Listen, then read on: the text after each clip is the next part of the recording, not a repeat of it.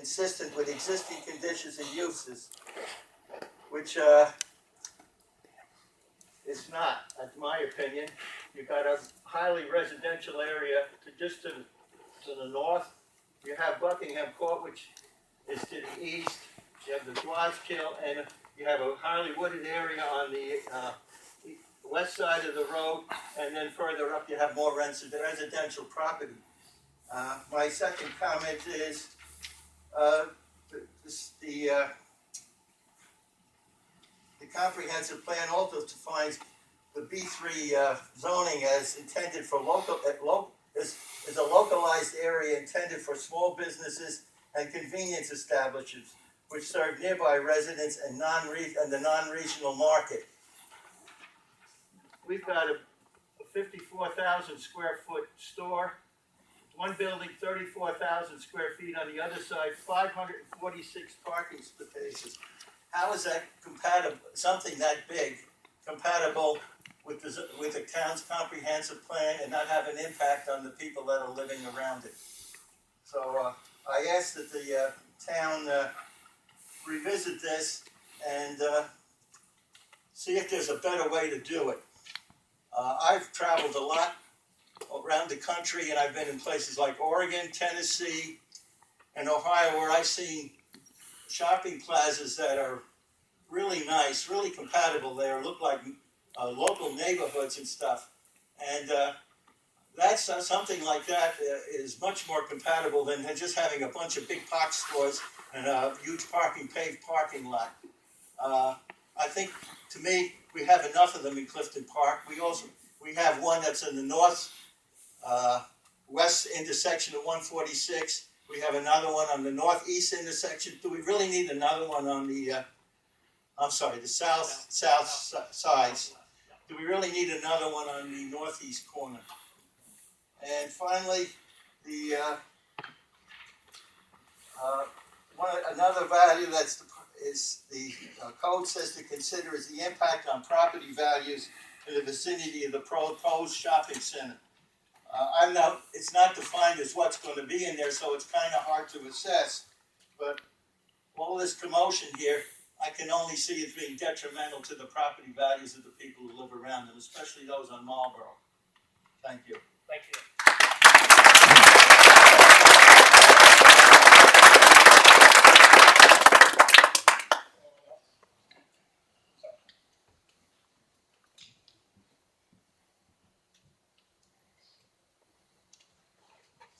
My name is Rich Sopranet. I live at 8 Buckingham Court.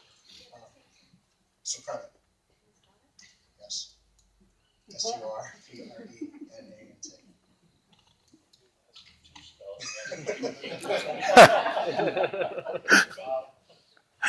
I'm actually probably one of the closest people to the proposed development.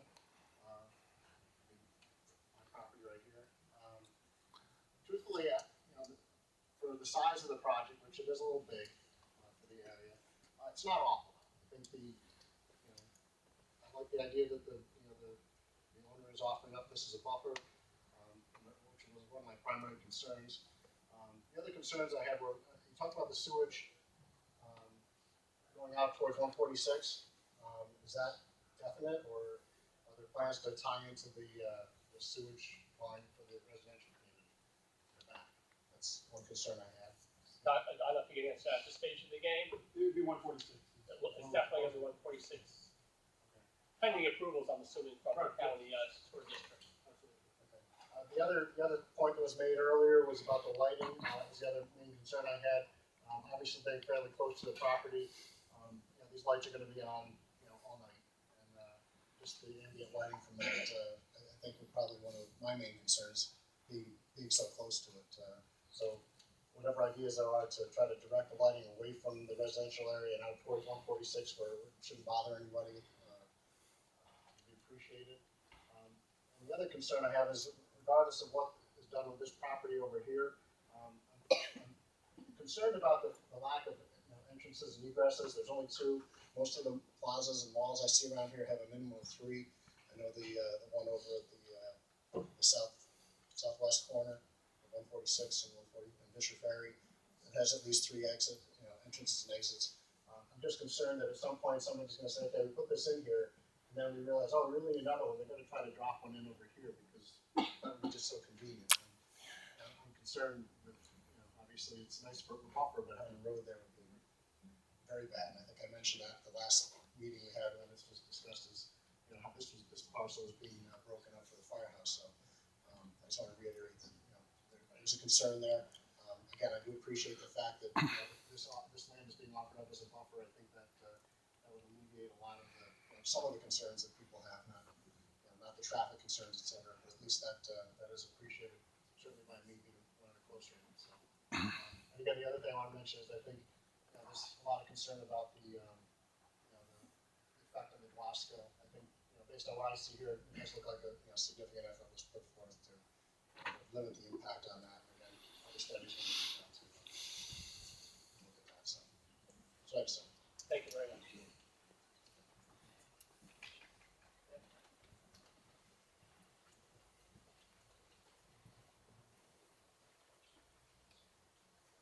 Dan Hartman with the Trail Subcommittee. We just had several concerns that I know Dave mentioned they've already reviewed them, but some of the big ones we had is the right now the lack of connections both to 146A, which does have the trail, and 146, and none of the buildings in between. One of the other things, especially with having to cross from the parking lot across the main access roads, is looking at possibly using speed tables or something to slow down traffic. We see that in a lot of the larger shopping centers in the area to kind of slow traffic down. Black and bike racks, and the also looking at what's going to go on back here with roads. The other thing we would look at too is trying to create like a center aisle to walk down here, especially across this main road, to funnel people in. We weren't able to do that Price Chopper in the center of town, but this is new construction, so we do have the opportunity to create that, to create safe passage. My own personal thing outside the trails is 2 or 3 comments. One is, as you're coming in from both ways, there's absolutely no buildings visible. So if we're trying to create a sense of place and be a little more creative in town, it's with both the town center, and that was also listed with the Nigro idea on the other corner, was using a more, not just big boxes, and being more different of an approach to development. So looking at that, you want to create a sense of place. Coming in from either direction and just seeing seas of parking is exactly what we're trying to change in town. And that's all that we're seeing here. And that's not encouraging to the neighbors around them. And also, as we're looking at traffic, I think we need an idea of what's going to be shown in there, both for looking at pedestrian connections and traffic concerns. Because you look at the other corners, you've got a concert venue, a church, shopping center, or a grocery store, all of that on the south side. Those all have very different traffic volumes. So depending on what's going in, especially that big main building, you could have wild swings in what time of day and what type of volumes of traffic you're looking at, which would have a big impact on that surrounding area. So. Thank you. Yes, ma'am.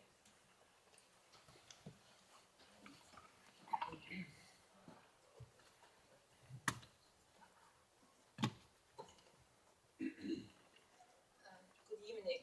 My name is Wen Sheng Hu.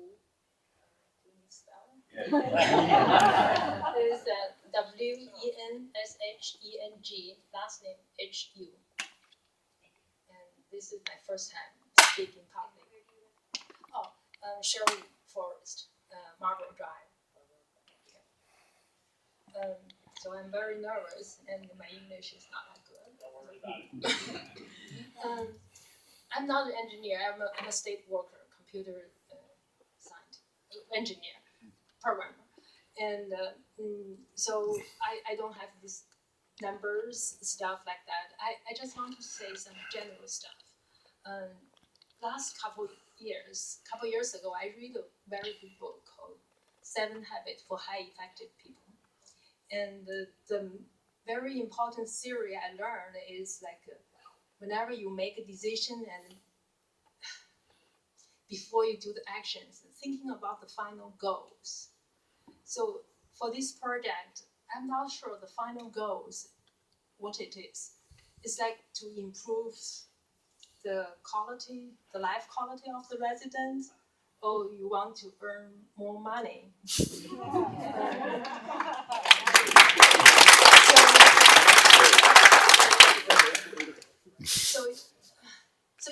that, I mean, what type of method you want to achieve these goals is different.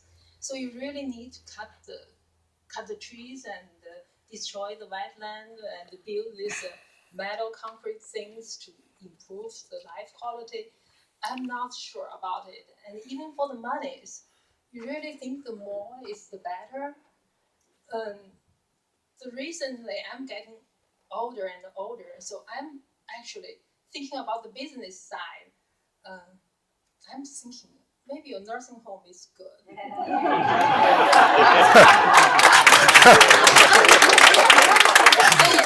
Because when there's a senior apartment at the YMCA area, so when I saw that, I think, wow, that's a perfect spot because it's close to the mall. You can grocery shopping, walking distance. There's a gym, and this corner is a similar thing but smaller size. So we have Price Choppers there. We have the Wayne Fitness Center and all walking distance. If you can build a nursing home, I'll be there. That's all I want to say. Oh, Thank that's you. great.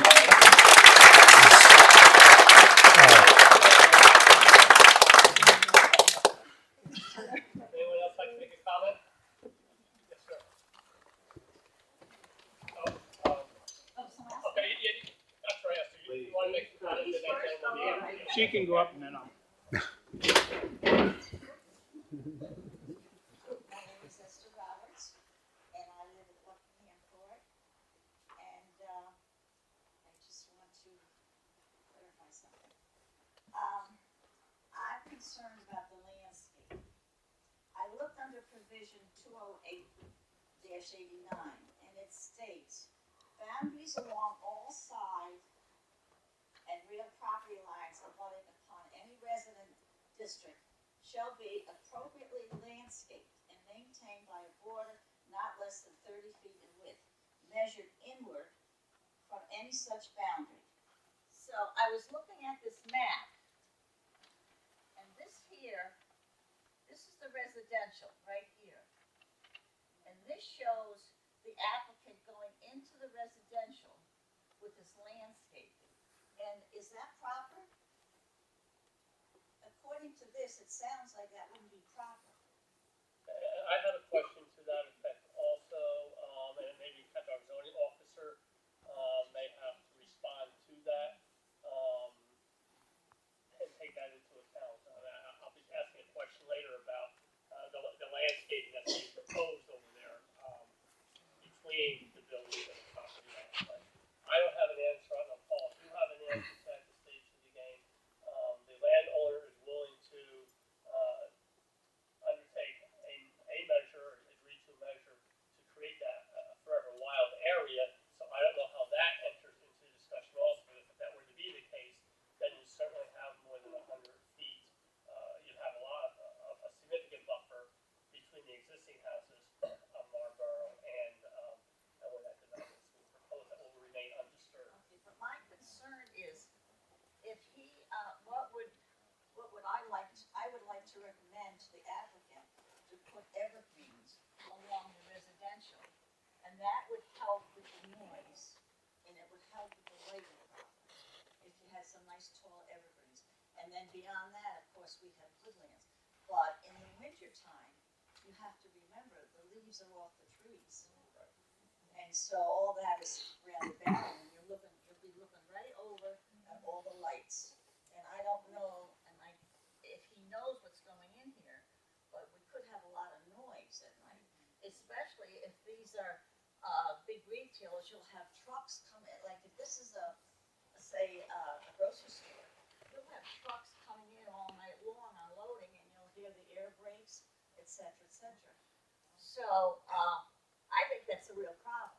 So what I would like to suggest to him is along the residential, which means this area here would be still wild. So we'd still have the trees. He wouldn't be cutting down trees here, but he'd have to put the landscape on this side. So that would give us a little bit more barrier to that. So that was my main concern. And the other thing, I understand the main entrance is 146A. My question is, why can't the main entrance be on 146? And is 146, is that a one-way in and one-way out, or is that just a one-way in? Is that a There single hasn't lane? been decisions made, Scott, correct me if I'm wrong, has a decision been made? I mean, first of all, doing a traffic study, so nothing could be ascertained until that traffic study has been completed in terms of, the volume of traffic that's gonna be created as a result of this development, and what measures will be necessary to address those traffic concerns, as expressed by yourself and others here. So I don't know if there's any specific solution that's been identified at this particular time. Well, if that is a single one-way out or one-way in, either one, and 146 gets the bulk of the traffic because it has a two-way, one in and one out, that's gonna be even more of a problem, this traffic. I don't know if you've been on that corner frequently, you probably have, Rocco, because you come home. Just the other day, I was coming home and I was back way up beyond the Sunoco station. I was way up by Wavenworth, and this is nothing, I mean, this is just us. So if you get these big stores here, I don't know how you're gonna handle the traffic, I mean, I'm not an engineer, so maybe that's why I don't know, but anyway, I They don't highly know either. recommend that Exactly. 146 has one way in and one way out, and how you're gonna do it, I don't know, but, if, that was my only comment. And the other thing, I read in the paper that the goal is to start on June 15th, is that realistic? Um, That's what the applicant stated. I think that, there's a lot of questions, as you can see, that have to be addressed and mitigated.